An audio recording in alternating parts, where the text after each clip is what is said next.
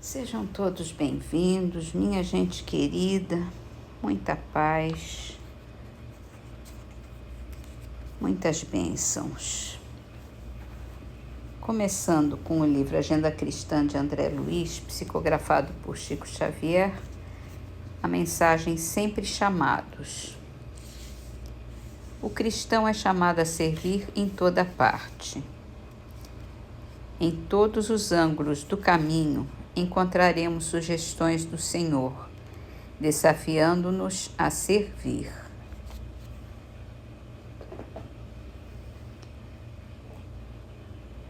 Então vamos servir a Jesus e a nosso Pai, nosso Senhor.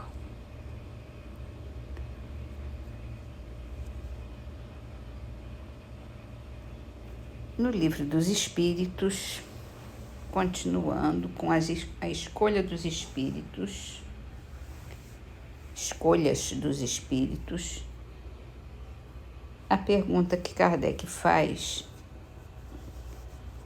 é: na erraticidade, estudando as diversas condições em que poderá progredir, como que o espírito pensa conseguir, nascendo, por exemplo, entre canibais? Entre canibais não nascem espíritos já adiantados, mas espíritos da natureza dos canibais ou até mesmo inferiores aos destes. Kardec aqui faz uma observação, uma nota.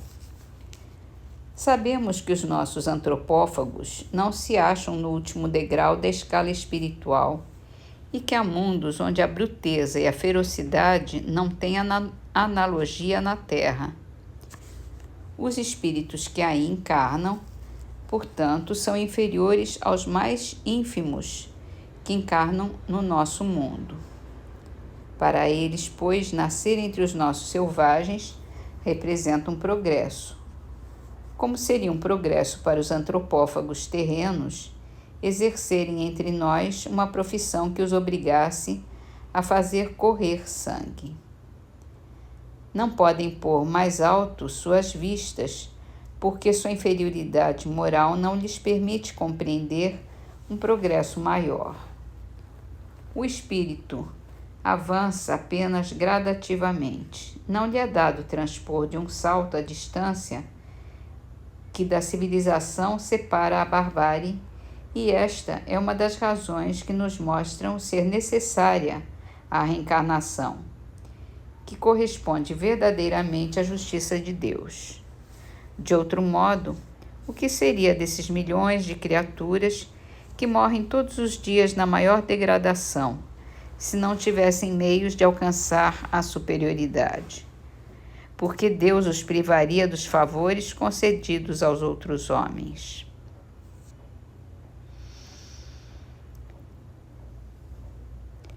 Na Terra nós temos vários níveis de espíritos, né? Todos eles, quase, pelo menos a grande maioria, é de espíritos imperfeitos, de espíritos ignorantes. Já saímos da selvageria, né? Mas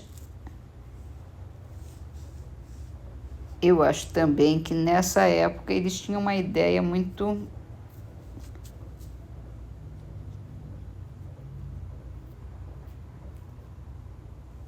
como direi, material, uma ideia não muito real dos antropófagos,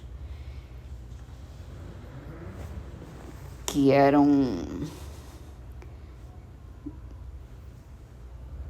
selvagens, é verdade, mas não chegavam ao nível dos homens das cavernas, por exemplo. Eles já tinham um certo grau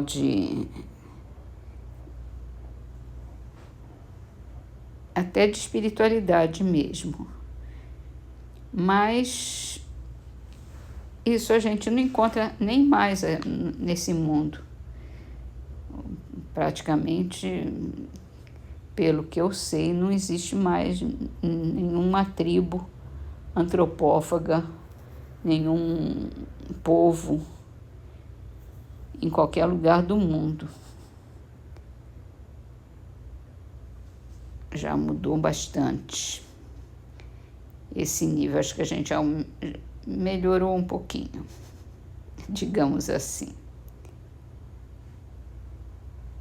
E a tendência é essa mesma, né? Ir melhorando cada vez mais. Vamos então para o livro A Gênese, de Allan Kardec também, e hoje a gente começa a leitura do primeiro capítulo, O Caráter da Revelação Espírita. O Espiritismo pode ser considerado uma revelação? Nesse caso, qual o seu caráter? Em que se funda a sua autenticidade? A quem e de que maneira ela foi feita? A doutrina espírita é uma revelação no sentido teológico da palavra ou por outra? É no seu todo produto do ensino oculto vindo do alto? Ela é absoluta ou suscetível de modificações? Trazendo aos homens a verdade integral, a revelação não teria por efeito impedi-los de fazer uso das suas faculdades, pois que lhes pouparia o trabalho da investigação? Qual a autoridade do ensino dos espíritos, se eles não são infalíveis e superiores à humanidade? Qual a utilidade da moral que pregam, se essa moral não é diversa da do Cristo, já conhecida? Quais as verdades novas que eles nos trazem? O homem precisará de uma revelação e não poderá achar em si mesmo e em sua consciência tudo quanto é mister para se conduzir na vida? Tais são as questões que importa nos fixemos. Primeiro, vamos definir o sentido da palavra revelação. Revelar, do latim revelare, cuja raiz velum, véu, significa literalmente sair de sob o véu e figuradamente descobrir, dar a conhecer uma coisa secreta ou desconhecida.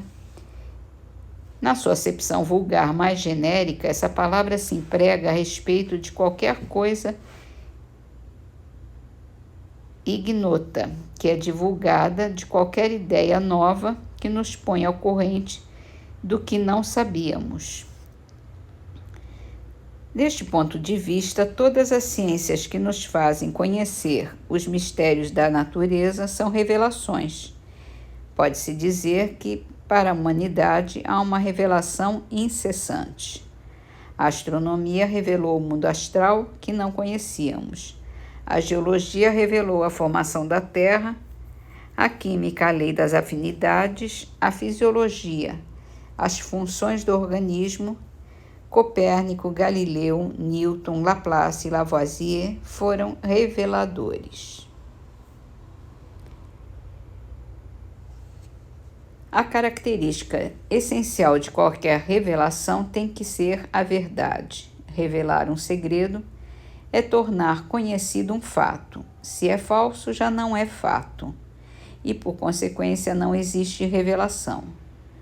Toda revelação desmentida por fatos deixa de sê-lo se for atribuída a Deus. Se Deus não pode mentir nem se enganar, a revelação não pode emanar dele. Deve ser considerada produto de uma concepção humana. E vamos continuar amanhã. Amanhã não, na segunda-feira. Vamos então terminar as nossas leituras de hoje com uma frase de Meimei que está no livro Canteiro de Ideias, psicografado também por Chico Xavier.